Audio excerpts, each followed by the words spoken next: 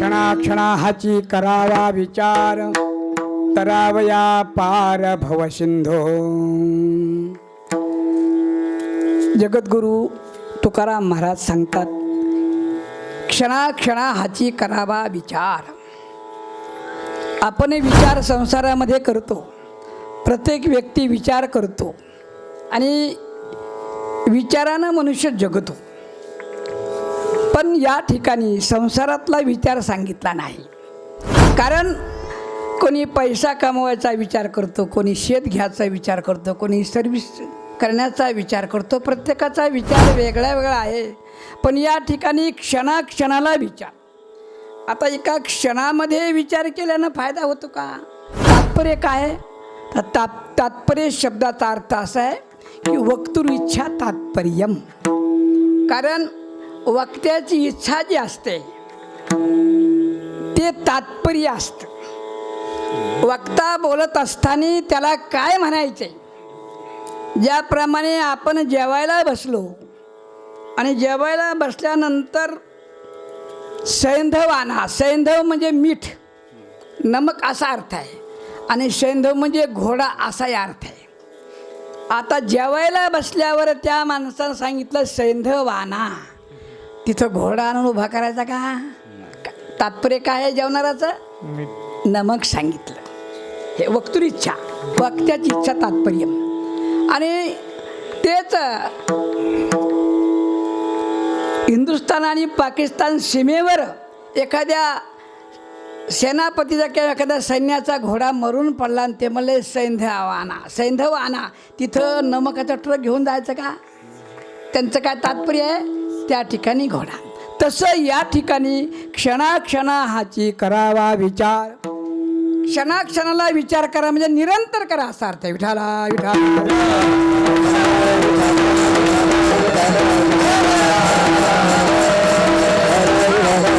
कारण काही मोठ्या माणसाचे किंवा देवाधिकाचं जर वय पाहिलं आणि माणसाचं वय पाहिलं, फार मोठा फरक, फार मोठी तफावत असते. ज्याप्रमाणे कृत, त्रेता, द्वापार आणि कली अशा 1000 चौकड्या झाल्या म्हणजे ब्रह्मदेवाचा एक दिवस. आणि तेवढ्याच 1000 चौकड्या झाल्या म्हणजे ब्रह्मदेवाची एक रात्र. आणि त्याच्या मानानं मनुष्याचा क्षण किती आहे पाहते. वास्तविक पाहिलं तर मनुष्याचं आयुष्य 100 वर्ष आहे, पण ब्रह्मदेवाच्या आयुष्याच्या मानानं काय ते क्षणभर आहे. ज्याप्रमाणे पहिल्या काळामध्ये 10 रुपयामध्ये जवळजवळ वजं उचलत नव्हतं एवढा भाजीपाला यायचा. आता 10 रुपयामध्ये पान येत नाही. म्हणजे काय झालं, वस्तूचं मूल्य जास्त वाढलं आणि पैशाचं मूल्य कमी झालं. तसं पाहिलं तर मनुष्याला आयुष्य हे कृतयुगामध्ये 1,00,000 वर्षाचं होतं. 1,00,000 वर्षे मनुष्य जगायची. म्हणून आपण ऐकतो की पार्वतीनं 50,000 वर्षे, 60,000 वर्षे तप केलं, कोणी 12,000 वर्षे तप केलं. हे सर्व गोष्टी कुठल्या आहेत? कृतयुगातल्या आहेत. कृतयुगामध्ये 1,00,000 वर्ष आयुष्य माणसाचं होतं. आणि नंतर पुढे त्रेतामध्ये 1 कमी झालं. किती राहिलं आयुष्य? 1,000 वर्षे. बरोबर आहे? 10,000 वर्ष, 10,000 वर्ष राहिलं. त्यानंतर पुन्हा द्वापारमध्ये पुन्हा 1 कमी झालं. आता किती राहिलं? 1,000 वर्षे. आणि कलियुगामध्ये पुन्हा 1 कमी झालं. किती राहिलं? 100 वर्ष आयुष्य राहिलं. आता देवाला हात जोडा आणि म्हणा, देवा आता काही 0 कमी करू नको. आणि केलं तर किती होईल? अल्पायुष्य मानव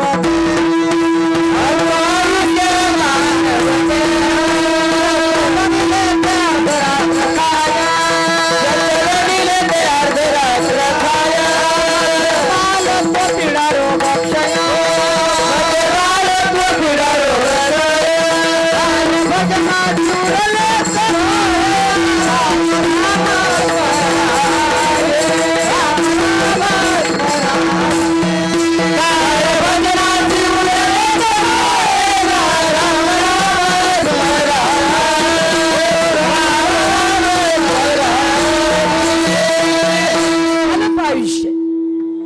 अशा अल्प आयुष्यामध्ये क्षणाक्षणा हाची करावा विचार. काय विचार करायचा? विचार म्हणजे विवेक. आणि म्हणून आपण पाहतो अध्यात्मशास्त्रामध्ये आपण जर विचारसागर घेतला किंवा पंचकरण घेतलं तर आधी काय सर्वात अगोदर काय सांगितलं? पहिला काय सर्वात प्रथम काय सांगितलं? विवेक. विवेक म्हणजे विचार. ज्ञान वेगळं आणि विवेक वेगळा ध्यान ठेवायचं. ज्ञान अतिरेकेला असतं पण विवेक नसतो. अतिरेकेला ज्ञान असतं. बॉम्ब कसा फोडायचा, बंदुकीने किती माणसं मारायचे हे ज्ञान त्याला आहे, पण विवेक नाही. विवेकामध्ये दुसऱ्याचं सुखदुःख जाणलं जातं. जिथे विवेक आहे त्या ठिकाणी सुखदुःखाचा विचार केला जातो. आपण याला जर मारलं तर याला कसं वाटेल, याला दुःख होईल का नाही, हा जो विचार आहे याचंच नाव विवेक आहे. आणि अध्यात्मशास्त्रामध्ये विवेक म्हणजे काय?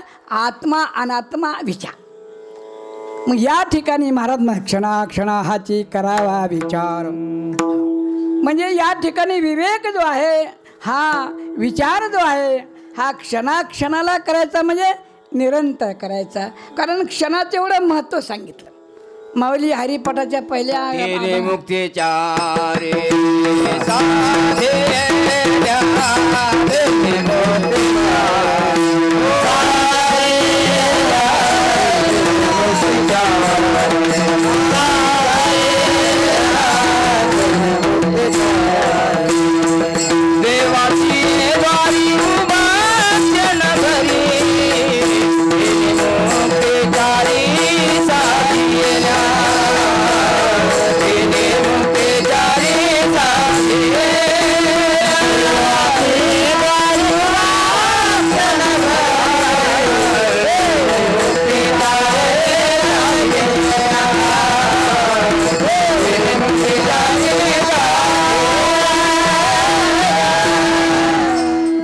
हे द्वारी उभा क्षण. पाक्षण किती महत्वाचा आहे. उभा क्षण भरी तेने मुक्तीचारे साधिल्या. 4 मुक्तीची प्राप्ती होते. कशाने म्हणले? क्षणभर. असा हा क्षण महत्वाचा लक्षात ठेवा. आणि म्हणून म्हणतात की क्षणाक्षणा हाची करावा विचार. कारण क्षणाक्षणामध्ये विचार करा. पण कोणता म्हणजे हाची विचार. बाकी विचार हाची म्हटल्यामुळं बाकी विचाराला काय दूर झाले. बाकी विचाराचा त्या ठिकाणी काय काय निषेध केला. हाची विचार. कोणता विचार? हाची विचार म्हणजे कोणता विचार? तरावया पार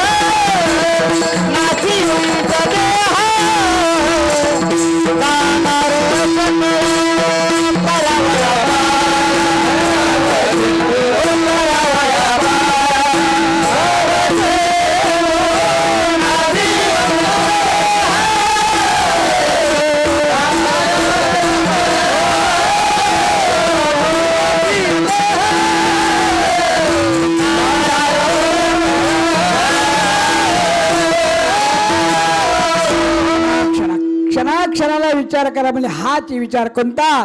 तरावया पार भवसिंधू. भवसिंधू म्हणजे काय? म्हणजे भवसागर. सिंधू म्हणजे सागर. आता संसारात सागर का म्हटलं? वास्तविक त्या सागरामध्ये पाणी आहे, याच्यात कुठंच पाणी नाही संसारामध्ये. डोह आहेत का काय? काहीच नाही. मग का म्हटलं असं? ज्याप्रमाणे त्या समुद्राच्या किनाऱ्यावर उभं राहिल्यावर पाणी किती असं विचारलं तर उभा राहणारा व्यक्ती म्हणतो जिथपर्यंत नजरपूर तिथपर्यंत दिसते बा, पुढे किती काही सांगता येत नाही. तसा हा संसार आहे महाराज. या संसारामध्ये याला सुरुवात आहे परंतु शेवट काय म्हणलं याला काय? हा, सुरुवात केव्हाही सांगता येत नाही पण शेवट मात्र होतो. पण सांगता येत अनादी शांत असा हा संसार आहे. भवसागरामध्ये सर्व अनेक जीव 84 लक्ष येऊन या भवसागरा. भव म्हणजे भवती अस्मात इति भव, अर्थात ज्याच्यामुळं जन्म होतो, ज्याच्यामुळं मरण येतं, अशा प्रकारे भवसागर हा आहे. इथे कोणीही आल्यावर या भवसागरामध्ये तरुण जाणं हे अशक्य नाही आहे. शक्य पण कठीण आहे. विठाला विठाला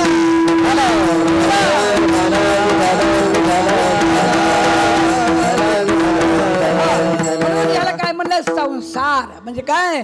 पुनरपि जननम पुनरपि मरणम पुनरपि जननी जठरे शयनम. पुन्हा पुन्हा आईच्या जठरामध्ये जन्माला यायचं. काय म्हणलं? हे संसारे खलु विस्तार.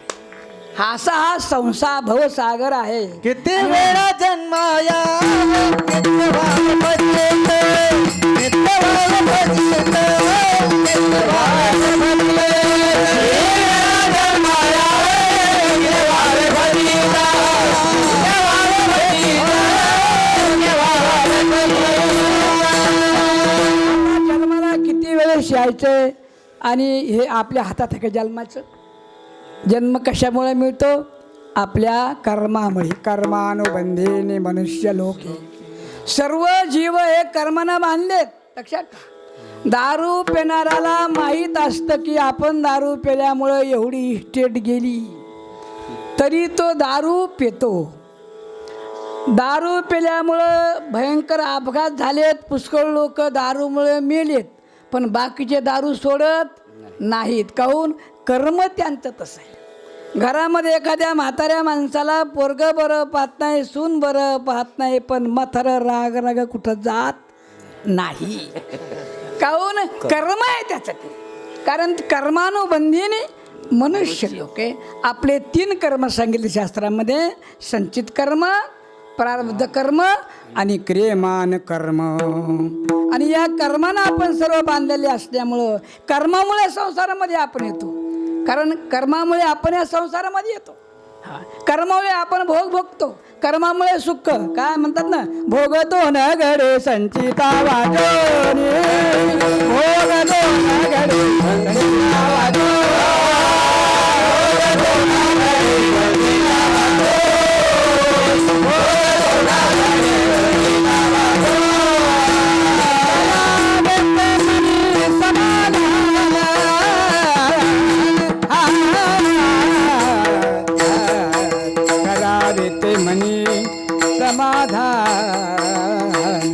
करावे ते मनी समाधान, मनवोनी मनी गाणून घे.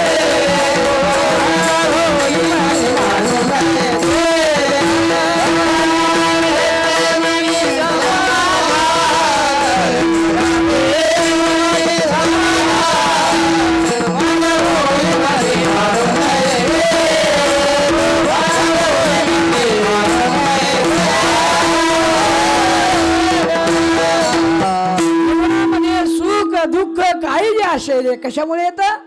भोगतो न घडे संचिता वाचोनी, करावे ते मनी समाधान. कारण भोग जो आहे जीवनामध्ये, सुख आहे दुःख आहे. आम्ही काशीला शिकत असताना आणि त्या ठिकाणी असा एक प्रसंग घडला. आमच्या का महात्म्याने सांगितलं, विंध्याचल पर्वत आहे, तिथं चुनार म्हणून गाव आहे.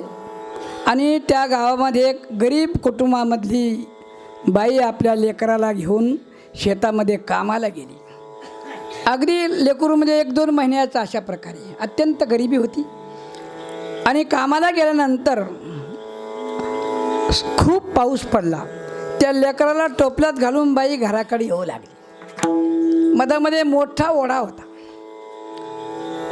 त्या ओढ्यामध्ये प्रवेश केला तिने. त्या टोपल्यामध्ये लेकरू, तेवढ्यामध्ये वरून लोंडका आले पाण्याचं महाराज. तर लोंडक्या, त्या पाण्याच्या लोंडक्यामध्ये प्रवाहामध्ये ती बाई वाहून गेली.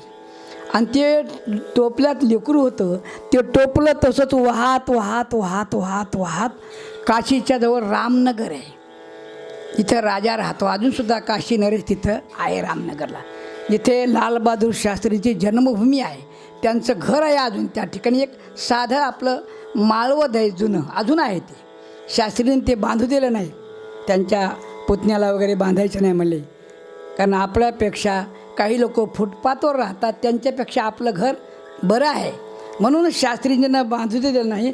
अशा त्या रामनगरजवळ ते टोपलं वाहत वाहत आलं. तिथे मला म्हणजे ते नाववाडी होते, नाव चालवणारे, त्यांनी ते टोपलं धरलं. त्याच्यामध्ये बालक, त्याने काशी राजाच्या, नरेश जो होता राजा, त्याच्या घरी नेलं टोपलं. ते सांगितलं, सरकार ये बच्चा किसका है पता नहीं हमको, लेकिन गंगा में बह कर आया हुआ है, इसलिए इसको क्या करना है. राजा म्हटला, राजा माझ्याकडे. आणि तो पा भोगतो न घडे संचिता वाचुनी पा. आणि तो मुलगा त्या काशी राजानं ठेवून घेतला. आणि त्या स्वतःचा पहिला मुलगा आणि हे दोन्ही मुलं जवळजवळ सारख्याच वयाचे होते. दोघाला शिक्षण राजवाड्यामध्येच दिलं. आणि हे आम्ही प्रत्यक्ष डोळ्याने केव्हा पाहिलं की ज्यावेळेस मुरारी बापू यांचं रामायण, त्या रामकथा होती. आणि आम्ही रामकथा ऐकायला तिथं गेलो. तर त्या ठिकाणी रामकथा ऐकत असताना उंच स्टेज केलं होतं. काशी राजा, त्यांची पत्नी आणि 2 मुलं तिथं आले बसले होते.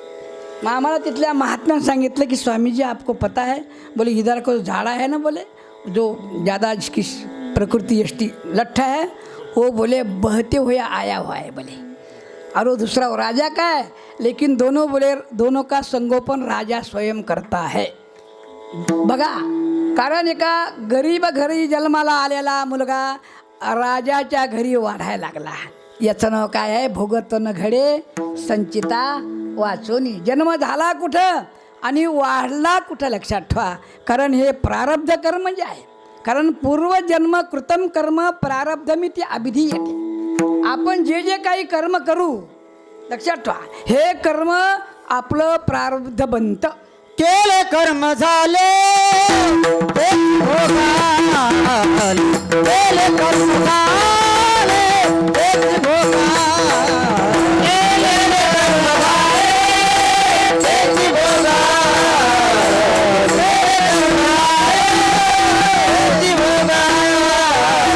बदले मेले ऐसे किती, ओ बदले मेले ऐसे हरि मोदी गाता, हरे बलि गाता, हरि मोदी गाता, हरे बलि गाता.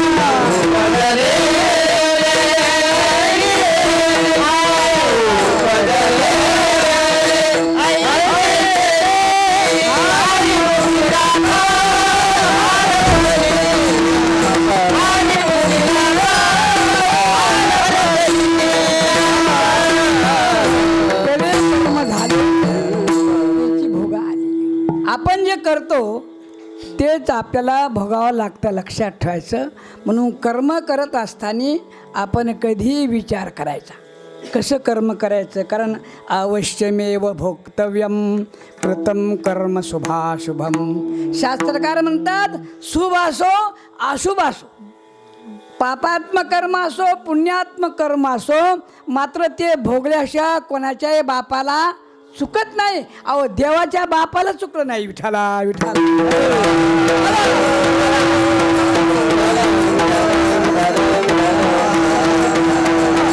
मग त्याच्यामध्ये सुखा, ज्या कर्माचं फळ सुख आहे, पुण्यात्मक कर्म केलं तर काय, पुण्याचं फळ काय, सुख आहे. मग आपल्याला सुख भोगा वाटतं, पण दुःखात्मक सुख भोगा वाटतं का सुखात्मक सुख भोगा वाटते. दुःख मिश्री सुख नको, लक्षात ठेवा.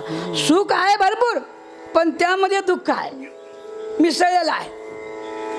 सुख, महाराज दशरथ सुख भरपूर आहे, राणे अनुकूल आहेत, प्रधानजी अनुकूल आहे, सर्व अनुकूल आहे, सर्व काही कोण्या गोष्टीची कमी नाही. पण संततीचं काय दुःख आहे, लक्षात ठेवा. सुख आहे पण दुःख त्यामध्ये मिसळलेलं आहे, लक्षात ठेवा. सुख कितीतरी असलं, संपत्ती किती असू द्या, गाडी घोडी नोकर चाकर बंगला बॅलन्स सर्व असू द्या, पण पोरग नसू द्या, सुख आहे का? सुख आहे पण काय तेवढं दुःख मनामध्ये असतं. किती सुख जरी असलं तरी दुःख त्यामध्ये असलं की त्या सुखाचा काही फायदा वाटत नाही. अहो दूध किती असू द्या पण दूध नासायला इरजण किती लागतंय? घागरभर दुधाला घागरभर इरजण लागतंय का एवढंसं लागतंय? किती लागतंय? थोडंसं लागतं महाराज, जास्त लागत नाही. आणि म्हणून याकरता शास्त्रकार म्हणतात आत्यंतिक दुःखाची निवृत्ती आणि परमानंदाची प्राप्ती, याचं नाव सुख आहे. विठाला विठाला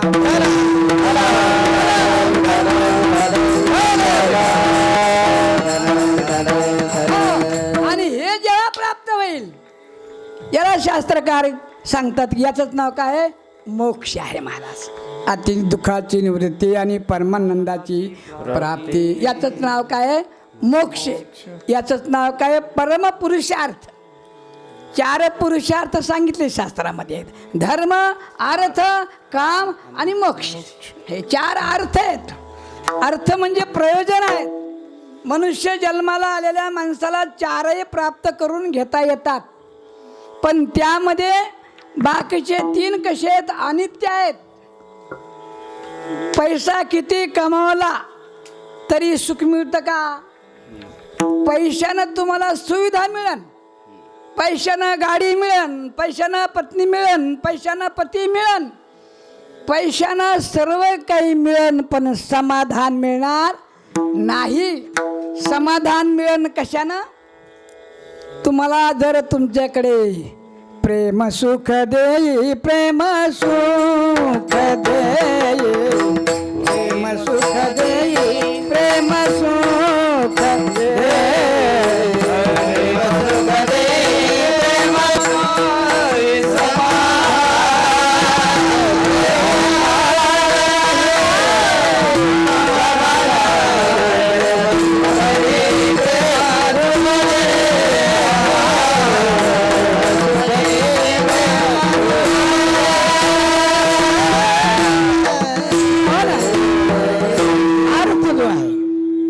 पुरुषार्थ आहे.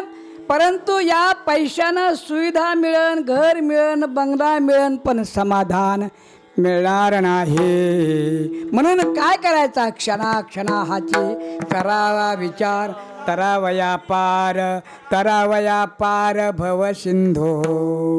कारण या भवसागरामधून तरुण जाण्याकरता विचार करायचा. आणि तो विचार कोणता करायचा? की मी या जन्ममरणापासून मुक्त कसा होईल, हा विचार करायचा आहे. कारण अनेक जन्मामधून जन्म घेत घेत आपण या ठिकाणी आहोत. आपल्याला आपलं स्वरूप ओळखायचं प्रकार. रूप तर आपलं हे दिसणार आहे, स्त्री आहे, पुरुष आहे, बालक आहे, म्हातारा आहे, तरुण आहे, हे रूप आहे. पण या रूपामध्ये स्वरूप आतलं मात्र ते आपलं वेगळं आहे. रूप वेगळं आणि स्वरूप वेगळं. रूपामध्ये भेद असतं, लक्षात ठेवा. रूप हे बदलत असतं, स्वरूप कधी बदलत नसतं. साखरेचं रूप वेगळं असतं. खडी साखर, उमरावती साखर, चहाची साखर हे रूप झाले, पण गोडपणा काय झाला? स्वरूप झालं. तसं स्त्री आहे, पुरुष आहे, बालक आहे, हे सर्व देहाला अनुसरून सर्व काय आहेत? देहिनो अस्मिन् यथा देहे कौमारम यौवनम जरा. कारण या देहामध्ये कुमारपणा, बालपणा, म्हातारपणा सर्व कशामध्ये आहे? देहामध्ये. आत्म्यामध्ये काहीच नाही आहे. जो आत्मा बाल शरीरामध्ये आहे तोच आत्मा म्हाताऱ्या शरीरामध्ये, जो आत्मा तरुण शरीरामध्ये आहे तोच आत्मा बालक शरीरामध्ये, लक्षात ठेवा. आणि तोच जाणणार आहे. कारण प्रज्ञानमय आत्मा ब्रह्मश्रुती सांगते. म्हणून लहानपणी केलेल्या कर्माची आठवण म्हातारं करतो. जर समजा शुक्रवारच्या दिवशी सिनेमा पाहायला टी व्हीवर खूप आणि सकाळी 9 वाजता उठले तर म्हातारं म्हणतं, काय पोरो तुमच्या वयामध्ये आम्ही कसे होतो? म्हणले कसे होते? अहो म्हणले काय सांगा, तुमच्या वयामध्ये आम्ही 2-2 मन कापूस चोरून आणायचो आणि पुन्हा सकाळी 4 वाजता उठायचो. पण आता शरीर साथ देत नाही. त्या शरीरामधली आठवण आहे. ते शरीर नाही आहे, पण ज्ञानस्वरूप आत्मा म्हाताऱ्या शरीरामध्ये आहे, त्याला आठवण येते. म्हातारा म्हणतंय, जो माझ्या आज्याच्या मांडीवर मी खेळत होतो तोच आता नातवाला मी खेळवायला लागलो. म्हणजे जाणणारा जो आत्मा आहे ते आपलं खरं स्वरूप आहे. आणि म्हणून ते खरं स्वरूप आपल्याला जाणल्याशिवाय भवसागरामधून मुक्ती मिळणार. म्हणून तरावया पार. म्हणून काय सांगतात की क्षणाक्षणा हाती करावा विचार. हा विचार करायचा आपल्याला, बाकीचा विचार न करता. या जन्म मरणापासून आम्ही मुक्त कसे होऊ? कारण आता आपण मनुष्य आहोत आणि मनुष्य देह म्हणजे तुळशीदास सांगतात की मोक्षाचं काय द्वार आहे. एवढंच नाही तर याच देही याच डोळा पाहू मुक्तीचा सोहळा, किंवा याच देही घडे देवाचे भजन, याच देही घडे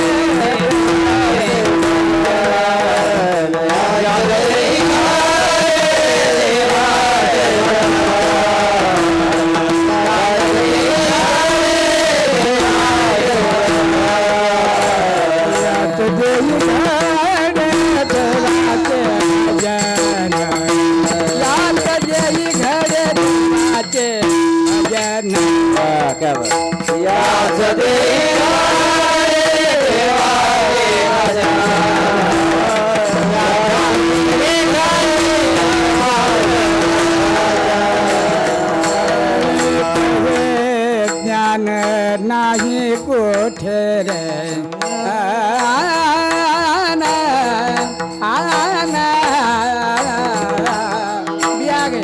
आणि कहे ज्ञान नाही कोठे रे सानी पम पग मग गम पसानी पम आणि कहे ज्ञान नाही कोठे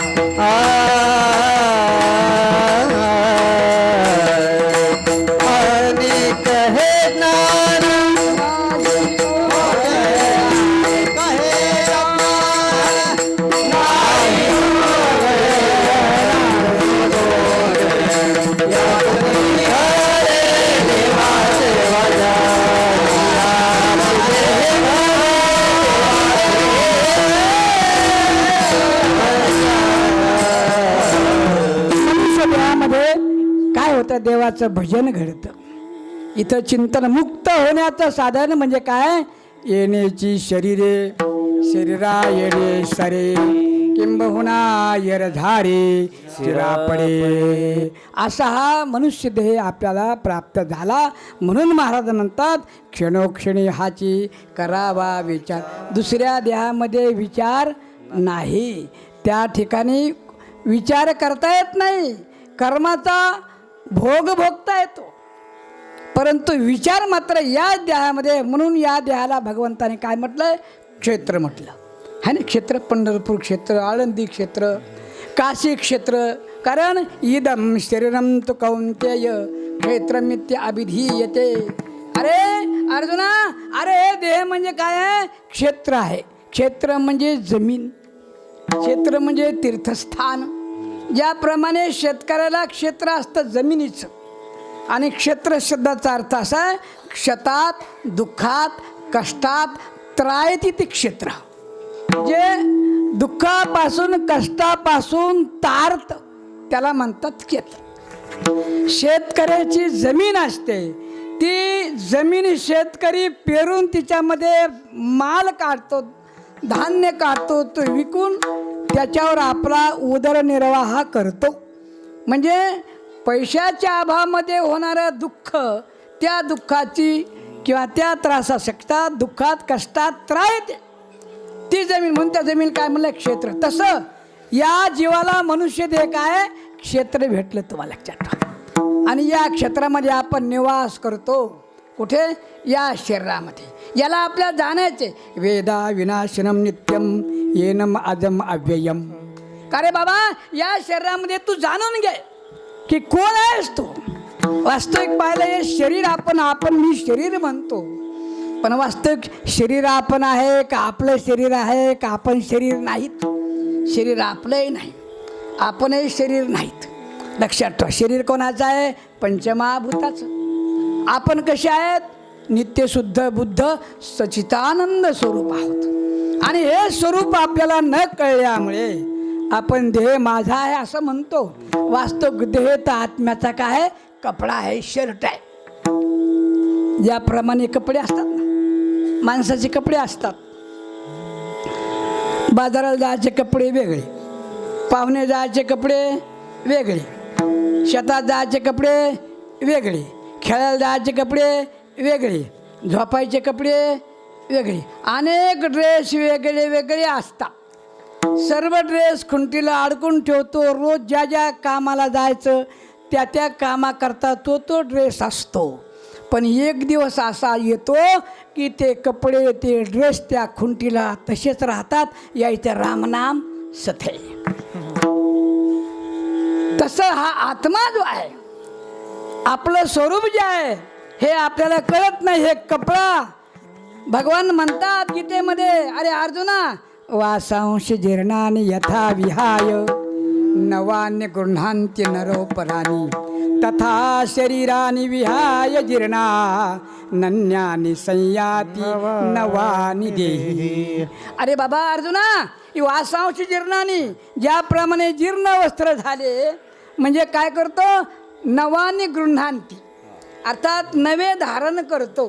तथा शरीराने विहाय जीर्णा, त्याप्रमाणे जीर्ण झालेल्या शरीराला विहाय, अर्थात त्याग करून टाकतो. कोण? हा आत्मा. आणि मग काय म्हणलं? नवानी देही. देही म्हणजे आत्मा. नवानी नव शरीर धारण करतो. पा कधी लेकरू जन्माला आल्याबरोबर ते नवच असतं का म्हातारा असतं? एखाद्या बाईला लेकरू असं झालं का? एखादं लेकरू असं की चष्मा घालून आले, केस पांढरे हे, दाढी मुशी आहेत, असं जन्माला आलं एखादं लेकरू? कुठं घडलं? आमच्याकडे नाही, तुमच्याकडे झालं एखादं? कधीच नाही. नवाने देह. कारण केव्हाही आत्मा नवाच देह धारण करतो, जुना धारण करत नाही. पण त्या देहाला आपल्या स्वरूपाचं अज्ञान असल्यामुळे, लक्षात ठेवा, अज्ञान दोन प्रकारचे. लक्षात ठेवा, अज्ञान किती प्रकारचं आहे? दोन प्रकारचे आहे. एक अज्ञान आहे मूळ अज्ञान, आणि एक अज्ञान आहे स्थूल अज्ञान. तर मूळ अज्ञान जे आहे ना, हे आपल्या स्वरूपाचं अज्ञान. आपण सतचित आनंद स्वरूप आहो हे आपल्याला माहीत नाही. हे अज्ञान काय? मूळ अज्ञान आहे. आणि स्थूल अज्ञान म्हणजे संसाराचं अज्ञान. काय? स्थूल अज्ञान आहे. म्हणजे कोणाला पक्वाद वाजवता येत नाही, स्थूल अज्ञान. कोणाला गाडी चालवता येत नाही, स्थूल अज्ञान. कोणाला पत्ता खेळता येत नाही, स्थूल अज्ञान. कोणाला भांडण लावून देता येत नाही, स्थूल अज्ञान. कोणाला भांडणाला आहे का असं ना, कोणाला गाता येत नाही. जेवढं येत नाही सर्व कसं आहे स्थूल अज्ञान. अज्ञान दोन प्रकारचं, मूळ अज्ञान हे एकच आणि स्थूल अज्ञान हे अनंत आहेत महाराज. आणि म्हणून या मूळ अज्ञानाची निवृत्ती करून घेण्याकरता आपल्याला विचार करायचा आहे. आणि म्हणून हा विचार केल्याशिवाय तरावया पार भवश, आपण या जन्ममरणापासून मुक्त होऊ शकत नाहीत.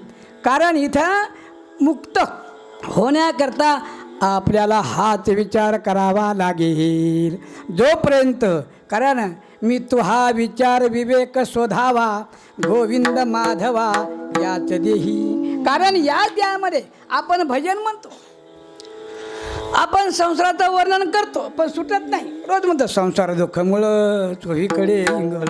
अरे व चौकडी इंगळीत निघणं बाहेर मग तिथंच रोज हरिपाठ आहे ना, रोज काकड्यामध्ये म्हणतो आपण, पण झालं काकडा संपला की चाललं, टाकलं पाणी, झालं गरम पाणी, आंघोळ करायची लवकर. म्हणजे संसार दुःखामुळं आहे, सुटत काहून नाही, सवय लागली महाराज.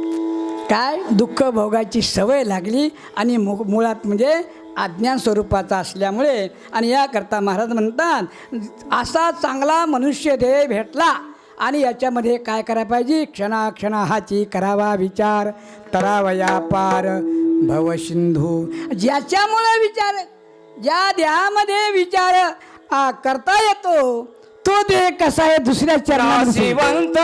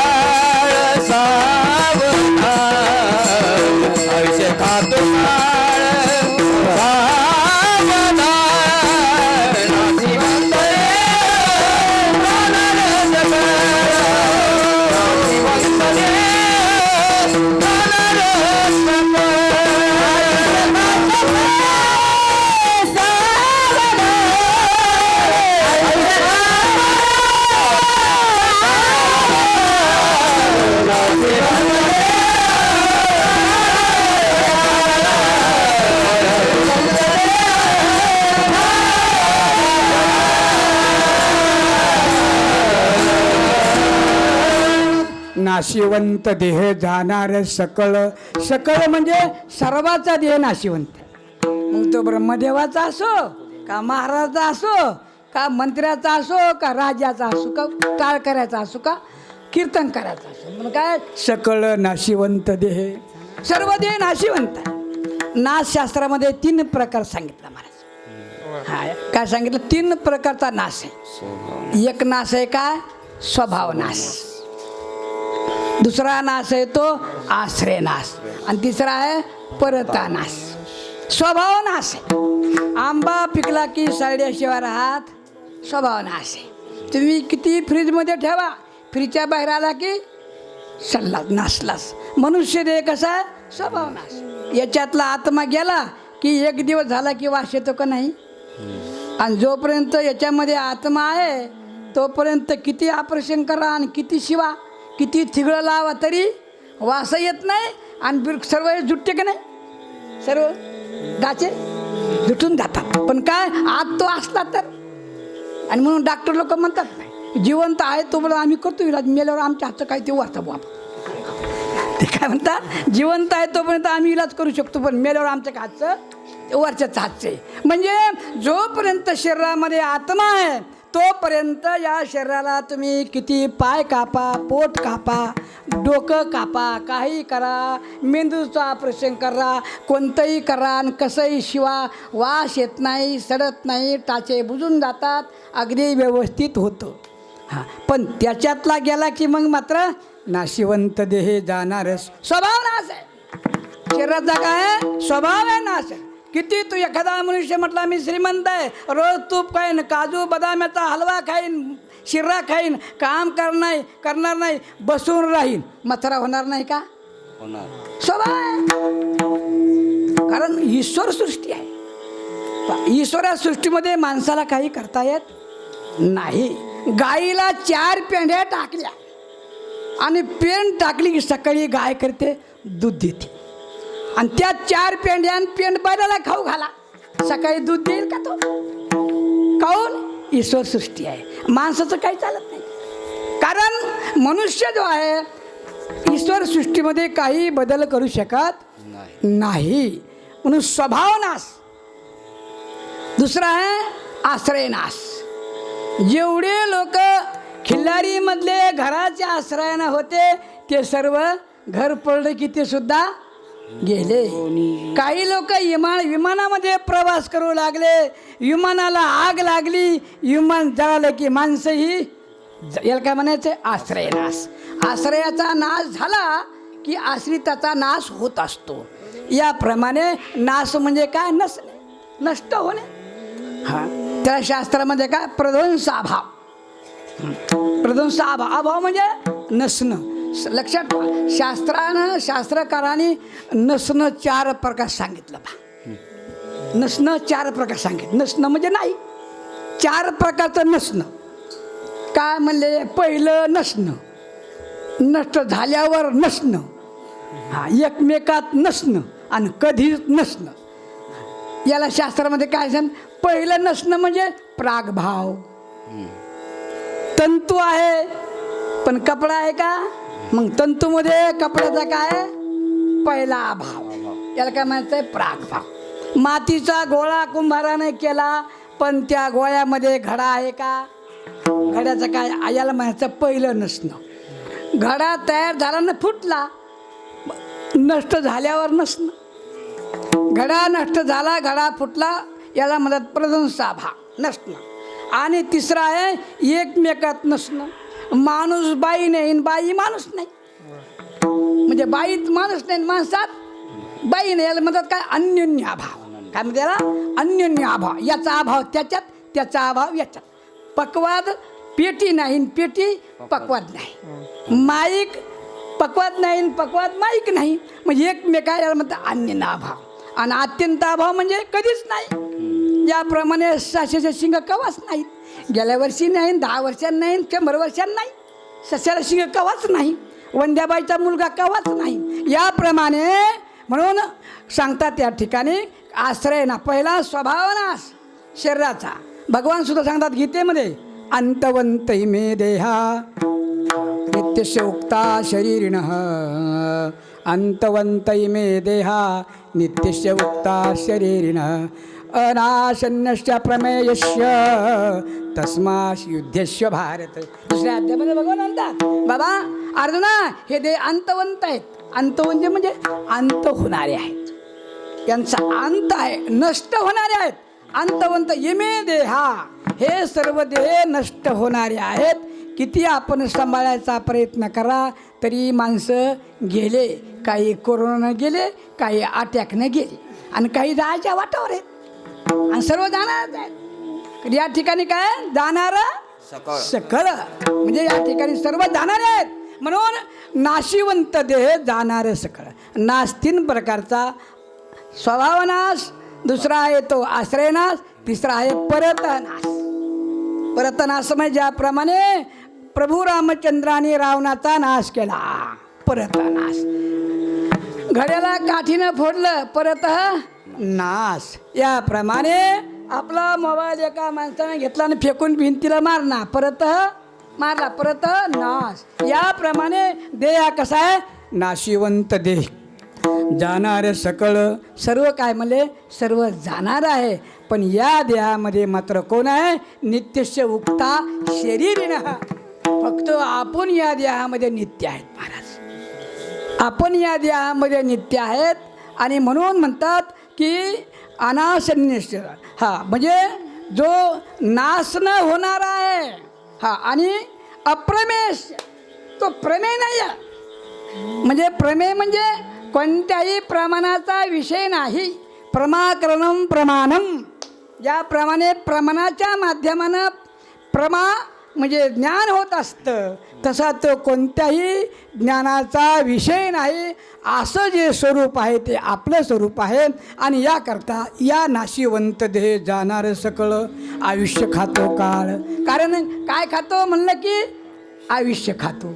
कोण खातो म्हणलं की काळ खातो. कारण हा काळाचं खाद्य काय आहे? आपलं आयुष्य. पहा, हे मृत्यूलोक आहे. सर्व लोक मरालेत. 1 दिवसानं 2 दिवसानं आपण वाढदिवस साजरा करतो. वास्तविक वाढदिवस साजरा करणं हे बरोबर आहे का तुम्ही पहा. पण परंपरा नाथाच्या घरची उलटी खूप पुष्कळ गोष्टी उलट्या अशा आहेत. आपण पाहतो ना, मला पायात जोडा घातला का जोड्यात पाय घातला, काय म्हणतो मी? पायात जोडा घातला. आधी इकडे काय करतो? जोड्यात पाय घालतो. अरे बाबा, आधी पाय चुराव, पाय चिरावून त्याच्या जोडा कोंबाव, तेव्हा काय म्हणा? पायात जोडा ते असं बोलणं होते. पण इकडे पायात जोडा घातला म्हणतो तोंडानं, पण काय करतो? जोड्यात पाय घाल. तसं पाहिलं, जे जास्त दिवस जगतील ते मोठे का कमी दिवस जगतील ते मोठे? होय, मोठं कोण पाहिजे? जगामध्ये जास्त अनुभव घेणारा मोठा का कमी अनुभव घेऊन राहणारा मोठा?